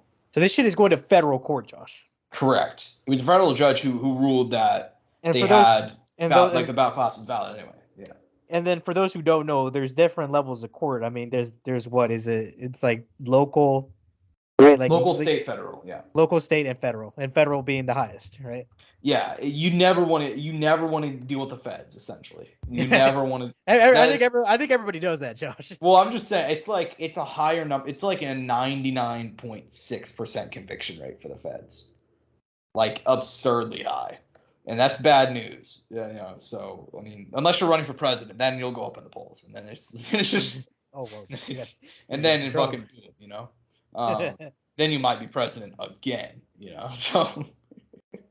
But anyways, yeah, I mean they're at the federal level with this shit, so it's not looking good. But I mean the only reason I want you to mention this so people understand like how serious this is. Correct. I can't convey enough how bad this is for the UFC. Even if the court they only have to pay out $400 million or $500 million, and again we don't even know if that'll be the case.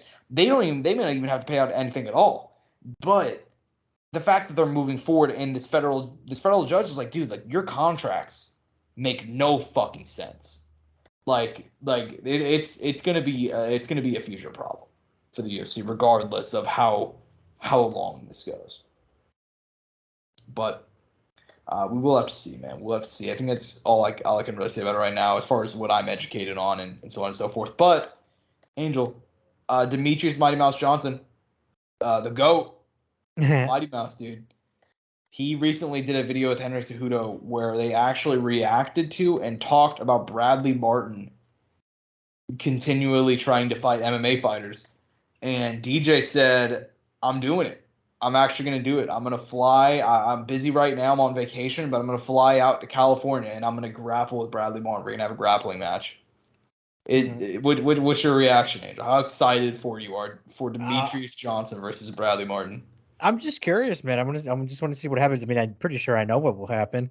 I will give Bradley. I will defend Bradley a little bit. Yeah, he did. When I did go back and watch the fight companion with Brendan and our boy Ben the Bane Davis, So and he I gotta give credit to Ben because he asked Bradley about this, and it for Bradley it's more of a he does it kind of to get attention. He said it, he fully admitted. He does it for clicks. Because that's more or less why he does it. It's kind of become kind of a thing that he does now. And they kind of discussed it a little bit on there. But I think there's a lot of good takes about this, and people are giving a lot of good breakdowns. Like Joe said, because he asked, what's his name? The co-host of Brendan on Fighting the Kid. I keep forgetting his name. Brian Callen. Yes, Brian Callen. Brian Callen asked Joe about it, or mentioned it to Joe, and that it was all going down, and they're setting it up and everything. And Joe kind of gave his take, and he's like, "Okay, so what are they doing?" And he's like, "Well," and he's like, "Yeah, they got a Mighty Mask's gonna do it, And he was like, "Oh, so what, are they gonna fight?" They're like, "No, it's a grappling match." He's like, "Oh, all right." And he's like, "Yeah, if it's a grappling match, then yeah, Mighty has it in the bag." Granted, though, if it was a street fight, Bradley is a big guy and has strength, and he can throw Mighty. He can use the force of the ground to fuck up Mighty. So yeah, but if it was a street fight, it'd be a little different. But unless Mighty fucks up, it's we know what's gonna happen. You know what I mean? And also Joe mentioned something, dude. I didn't know this, but there was a Brazilian, when he was a Brazilian MMA fighter, a Brazilian jiu-jitsu practitioner who was a black belt, who fought a bodybuilder and beat him. It's on YouTube. You can watch it. So if you're ever curious about that, there you go. That's there's all these examples, guys. They're out there. You just need to find them, Yeah, man. Yeah. Look, we've seen this happen many times. We've talked about it in the past whenever we talked about, who was it? Brandon Moreno versus a NFL fighter. Like we brought up the examples in the past of smaller guys beating up on bigger dudes. I think Mighty Mouse probably going to tool him, but I'm excited to see it happen. I'm excited to see how it goes regardless, just because Bradley Martin talks about fighting everybody. So, yeah, it'll be fun. I'm down to have fun. It's stupid fun. And admittedly, if they could have somehow found a way to do a one championship fucking actual fight, just fuck weight class, that would have been cool. But some pride shit. Yeah, that was never really gonna happen. Josh, if this was 20 years ago, we probably could have done it. Yeah, probably, but sadly we're not. You just got to remember what they took from us. Right. Pride never died. Pride never died. Never forget what they took from us, dude. Sometimes I go back and watch old Pride events, and you'll see the fucking incredible intros, just the balls to the wall, just crazy fights. Everybody's on steroids. Fuck it, And then I go and I turn on the UFC, and it's just we're here at the UFC Apex with 7 fans in attendance for a card full of 18 fighters from the Dana White Contender Series. I don't know if you also struggle with that sometimes, but I'm just damn, they really did take it from us, And then we got John Anik. These two fighters have formerly fought, some crazy John Anik. Some crazy sob story. It's just man, I'd much rather just watch a Nick Diaz high on fucking weed fighting Takanori Komi, you know what I mean? Right. But anyways, man, we do have to talk about we gotta give some respect, to Bryce Hall. His angel, Bryce Hall, is a motherfucking fighter. Oh my god, I kind of forgot about this, but I'm happy you mentioned it. Yeah, Bryce Hall, dude. BKFC 48 last weekend, taking on G. Perez, gets a knockdown in the first 10 seconds. And then you can kind of see he had a big adrenaline dump, and he admitted afterwards as much. But in the end, he stayed in there, and Doctor calls off the fight before round 3. Bryce Hall, he's 0-1 as a YouTube boxer, but he's 1-0 against legitimate bare knuckle boxers, man. What did you think about him getting the win? Major respect, man. Major respect. And even after the fact, he talked about it because I guess his opponent got hurt, Josh. I don't know if you read this or saw this. But did you? By the way, I don't know if you did or didn't. Yeah, he hurt his shoulder. He hurt his shoulder, and Bryce afterwards said, I guys, I don't know if I, would have won that if he didn't get hurt. I'm going to be honest with y'all. But, I got the win, but it was a bit of luck, And a lot of people give him praise for that, man. Obviously respect for him for saying that, and I've been like, yeah, I beat that motherfucker. You know what I mean? Sign me up again. Give me the main event against John Dodds next. You know what I mean? So, a lot of credit, a lot of respect for him there, and obviously credit for him for going in there and doing the bare knuckle shit, man. Because fuck it. I mean, if you told me bare knuckle or boxing, I'd rather do boxing than bare knuckle personally. Mm-hmm. Yeah. I mean, I just think it's crazy. I think it's crazy that he stepped up and did this. I think it's even crazier that he fucking won. Right. And admittedly, I mean, he said afterwards that like, if G Perez could have continued, he would have lost that fight. He said as much. He's just like, I had like big adrenaline though. I'm not gonna lie, like I wasn't gonna fuck him up. Like I got the knockdown, but I wasn't gonna win. Like if that fight went the distance, like I was gassed. So it was very, very cool of him to admit that he got cut up. But dude, like he's a fucking fighter. Like you can never take that away from Bryce Hall. And I saw some people were saying like the fight was rigged. It's just like, dude, like. Dude, every YouTube boxing event is rigged. Every YouTuber in a fight is rigged. Every influencer in a fight is rigged. Everything is rigged. Yeah. Josh, actually, real fights are rigged too. By the way, every MMA fight you watch is rigged. You know what I mean? Like, I'm not sure if it's because I'm on the internet now more, or if I just noticed it more. But is it just me, or is there like 50%? Like, there's like a 50% chance that any person you run into online is like severely mentally ill. Like just the like. You're about to get us in trouble, bro. No, I'm dead serious. You're on the loose today, bro. I'm not. No, I'm not even like. I'm just saying. Like, do you not also like? I feel like something's happened within the last couple of years to where like everybody's fucking crazy because that's rigged. Angel, every fight is rigged. And I know that you see it for every single fight, but also, Angel, have you seen that Hawaii? Why aren't the trees burning, Angel, in Hawaii? Oh my God, stop, man! Look, my favorite one is still the Tyron one, Josh. How they gave him the signal, man, and Tyron put his hand down, and Jake knocked Tyron Woodley out. He gave him the signal, then he got it.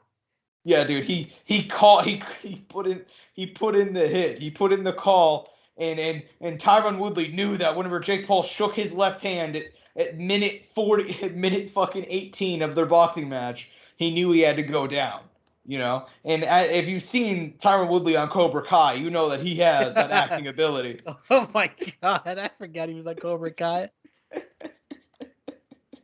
Anyways, yeah, I mean, come on, guys. But yeah, Bryce Hall's a fucking fighter. That was not rigged, but yeah, I forgot that fucker was on Cobra Kai. Anyways, man, I think we should move on because Bellator 300 was announced. They've announced their not Josh. Their card. Yeah. Josh, you're telling me Sensei Odell would take a dive? Sensei Odell would never do that. Sensei Odell would never. Dude, I fucking. Anyways, man. Anyways, strike first, strike hard. No mercy. No mercy. Yeah. I gotta watch Cobra Kai, man. I really do. Yeah, I'll tell you this. First 2 seasons were great because they were only on YouTube. Season 3 and 4 were, I'd say, all right. I mean, they're still good, man. They still have very good stuff to them. They still kept a lot of that old Karate Kid feel to them. You know what I mean? Mm. Yeah, man. But yeah, I think we should probably go ahead and move on because we only got a couple more things to wrap up with, and one of those is Bellator 300. We've known for a while that Bellator is potentially on death's door. Scott Coker has denied that Bellator 300 will be the final event, but like it looks like Bellator 300 is going to be the final event. 4 title fights have been announced for Bellator 300. Ryan Bader, Linton Vassell in the main event. Chris Cyborg, Kat Zingano, Usman Nurmagomedov taking on Brent Primus, Liz Carmouche, Ilima-Lei Macfarlane. Their biggest names, 4 title fights. Even the promotional material says it all ends here. It seems like Bellator 300 is going to be their final event. What's your kind of reaction to a lot of these fight announcements and also their promotional stuff? I mean, the card is good so far, right? I mean, there's still yet to add more to it. Fuck, would you be surprised if they added another fight to it? No, I would not. Not at all. And that's gonna be at the start of October too, which something I didn't think about, but that we should look up at some point. At what time the PFL is gonna end? Like around what time they're gonna have their Night of Champions. You know what I mean? Well, this is the first round of the playoffs is going down this weekend. Yeah, for those weight classes because I think they already did that for their other weight classes earlier this month. So I'm looking at it now. It should almost be around that time, Josh, when they have their Night of Champions. So I don't know. You know what I mean? Kind of curious, right? And look, I mean, shit, Bellator could still add another championship fight to this if they wanted to. You know what I mean? Yeah. You're telling me we can't make a Patchy mix in there, man? We can't have Pettis versus Patchy mix that night? You know? No, you're not wrong, man. There's definitely other fights, other big names that I expect to get on here. Yeah, no Pitbull, sadly, right? I mean, he's dealing with an injury, but I mean, look, I just don't know how this whole Bellator PFL thing's gonna work. I mean, that's just kind of what I'm curious about, right? Because it's gonna be like they just own Bellator, and Bellator still kind of doesn't necessarily do their own thing, but PFL now has influence and can use their fighters, and maybe they'll bring like some seasons they'll pull some Bellator fighters and bring them into the tournament style, you know, or like what exactly are they gonna do? You know, that's the big question. Mm-hmm. Yeah, and I think ideally they'll do what we've talked about, which would be they stop doing the PFL fucking. They stop just doing the tournament. I don't think anybody really cares. I don't want to say cares. Obviously the fighters care, but I don't. I mean, I don't personally get any interest from it. I think it was a cool gimmick for like a year or two, but they've clearly not found as much success as they had hoped. So we'll have to see. But yeah, I mean, I think that this Bellator 300 card is going to be a banger of an event. Hopefully, it's not the last one, man. But if they do go out with Bellator 300, I mean, that's fucking. They're going out with the bang, man. Yeah, and that's perfect. I mean, as you know. And like I said, they're still yet to add more fights to it. Exactly. By the way, that could be a very fucking long night of fights. Oh, it will be, yeah. You know something? I'm curious. We're live right now. I'm curious to see what UFC event lands on that night. What's the date exactly again for that Bellator card? 10/7/23. That night is UFC Fight Night. At the moment, they have Drew Dober versus Rick Glenn and Chris Gutierrez versus Montel Jackson. So I'm pretty sure they're still searching for a main event in co-main for that. I would assume so. So it's pretty far out. It's not a pay-per-view. So we know that. And then before that is Fizib Cameron. So I just want to get kind of an idea around what's going to happen around that time. Mm-hmm. Yeah, man. Fair enough. But yeah, it should be a fun night, and I'm very excited for Bellator 300. We do have two last quick things to wrap up with. We joked about it, but it's Angel. I have bad news. I know that you were really looking forward to it. I know that you really thought it was going to happen. But it looks like Elon Musk and Mark Zuckerberg will not be fighting on X videos. I'm afraid to inform you. Because they'll be fighting on Rumble. No, I'm just kidding.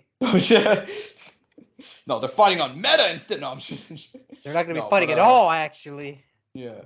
Jokes aside, yeah, they're not going to be fighting. Essentially, they've just been going back and forth, and Elon's clearly ducking him. But he's saying he's not, and you know, it is what it is.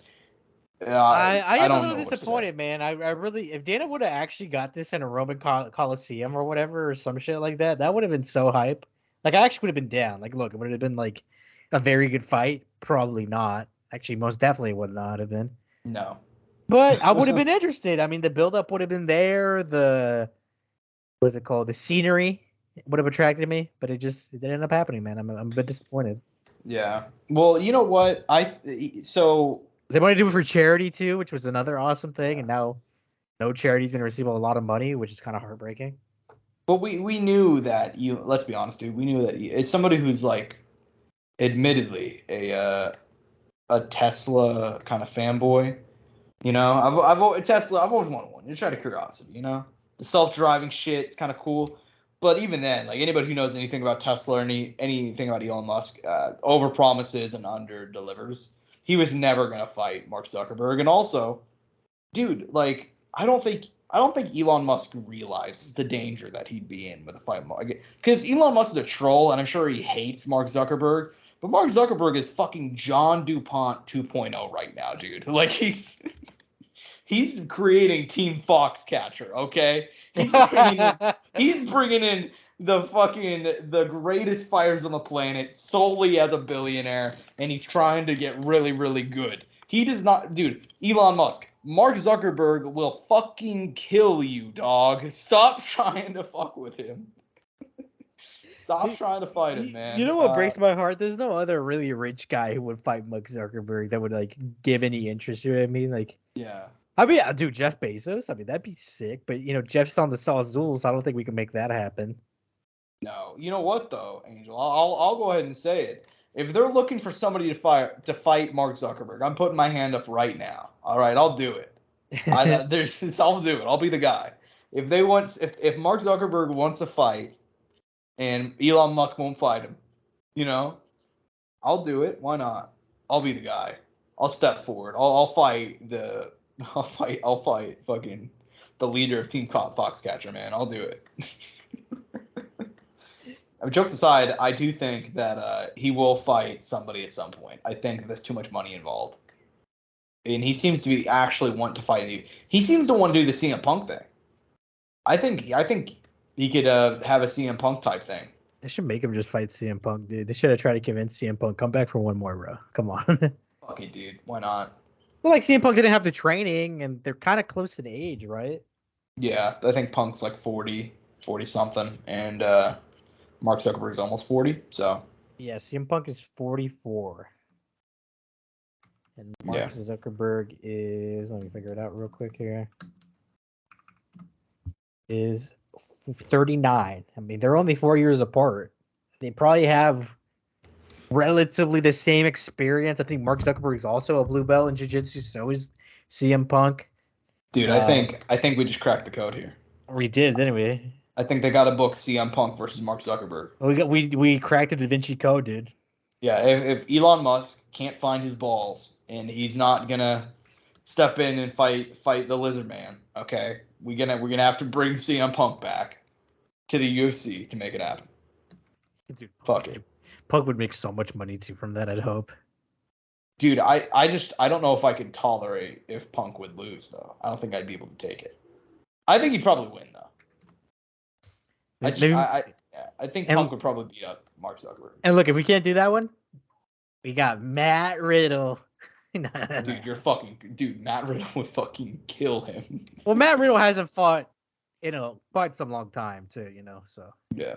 Granted, though, he would probably perform very well. And Matt Riddle is also 37, so they're still close in age.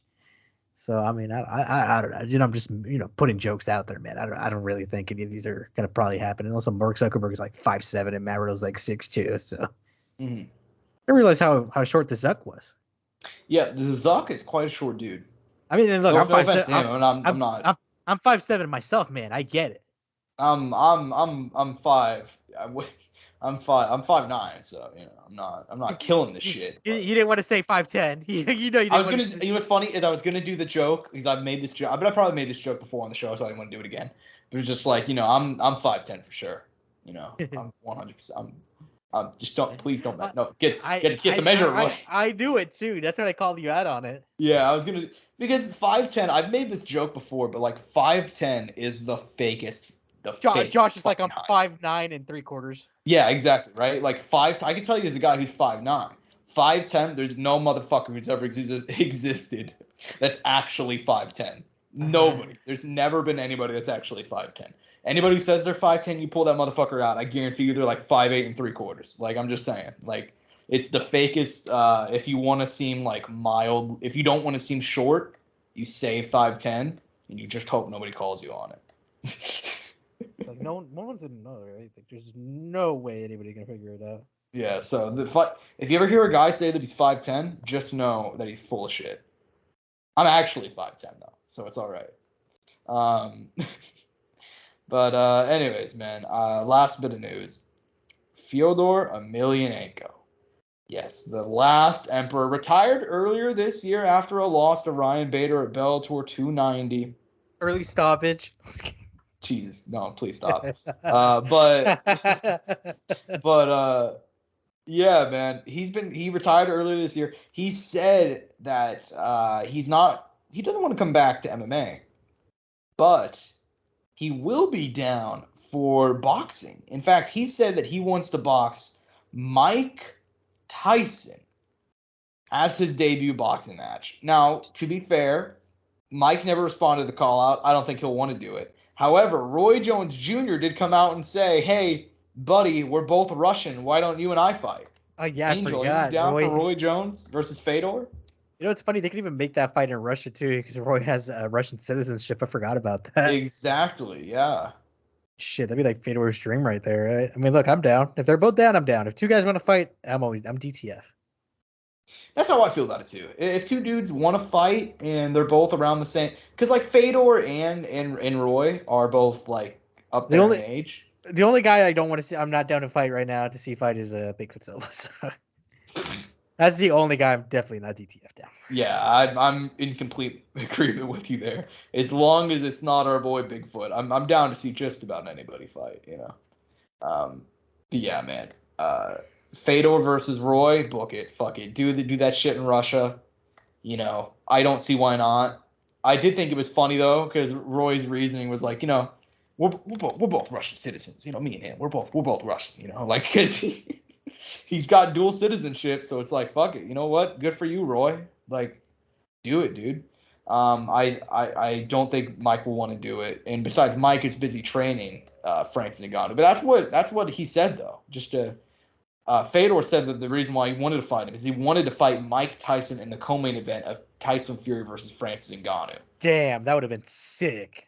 That would have been very sick, but I don't think it's going to happen. And I think plus Roy Jones said that he'd fight him, and I think in Russia, maybe in like, because Fedor never really got his Russian retirement. That's the kind of thing that people forget. He's supposed to fight in the Red Square in Bellator for his final fight, but because of the Russia-Ukraine war, you know, I know someone who'll fight Fedor. You know someone who'll box Fedor there. Who? Let's go, champ. Let's go back. Dude, champ. no. Let's go, champ. Let's go. By the way, he's been like silent. I haven't heard anything out of Shannon McKinnon in like forever. The last thing, actually, I just remember the last thing I remember Shannon McKinnon is he did that like fight where he was like in a shirt together with fucking Hampage. Right? Is that what he did? Oh no, that was Rampage and someone else, right? No, that was Hampage and what's his name? Bob Sapp. Did he do that with Bob Sapp? I can't even remember who he did that with. But Rampage did like a fight circus thing with someone else. It was with Bob Sapp, yeah. It was with Bob Sapp. But no, I haven't heard of Shannon McKinnon in a while. I just thought about that. So go check him, Shannon. He's never been quiet this long. No, it's just no cap. Anyways, man, yeah, I think here's what I think they should do: Fedor Emelianenko versus Roy Jones Jr. in the Red Square in Moscow, Russia. Fuck it. Bellator said they wanted to do Fedor for his final fight in the Red Square, and if you haven't looked at the Red Square, look it up. You'll know it once you see it. It's like very well known architecture in Moscow. It's like just a big, massive red castle. They wanted to stage the fight outside, but they couldn't do it.